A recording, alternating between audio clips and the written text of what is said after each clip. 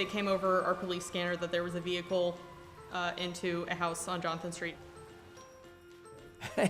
I know the police ran into the house. He didn't get no invitation. He didn't have to knock. I said, I'm not tearing that building down. I'm not tearing that building down. I said, that thing's old. I said, we need to see what's going on here. Another 45 minutes and then we had it in the truck. All those years, we're walking up and down the street and there's this tremendous piece of history right before our eyes, and no one knew. No one knew. There wasn't a lot of emphasis or funding to save those type of properties. I see now through Preservation Maryland and other agencies that there is an emphasis.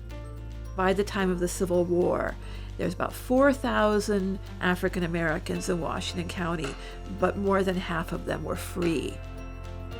They turn to John Brown, they find that the farm property is for sale, they buy it, they use it. They used to go up there and have big times out in there, dancing, and they talk real good about John Brown.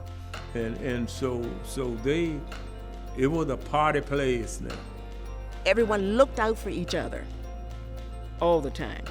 So we have this, this intergenerational wealth building, and then it all gets taken down. You had banks that would not provide traditional financing, and part of it was because the mortgages would not be insured by the federal government as a result of redlining. And so a lot of African American or black prosperity was driven by American industry, by manufacturing, whether in auto manufacturing plants in Detroit, Michigan, or steel manufacturing plants in Western Maryland, or whatever it happened to be.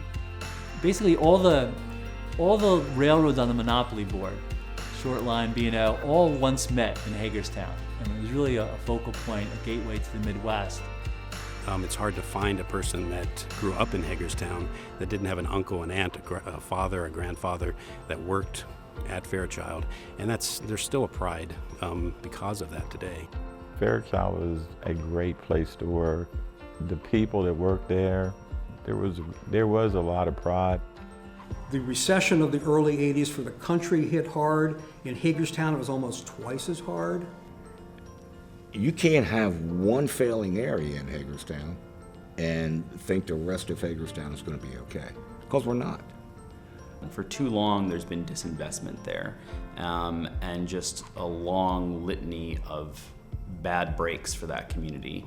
And part of that rebuilding process starts with acknowledging the contributions of that community. Look, we need to be involved. We need to recognize these things. We need to embrace history. We need to embrace the community, and we need to work together. This museum that's putting this on display and the log cabin on Jonathan Street,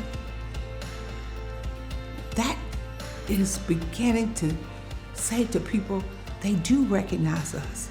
They recognize our history. There's a ray of hope for us, and we're going to rise to the occasion.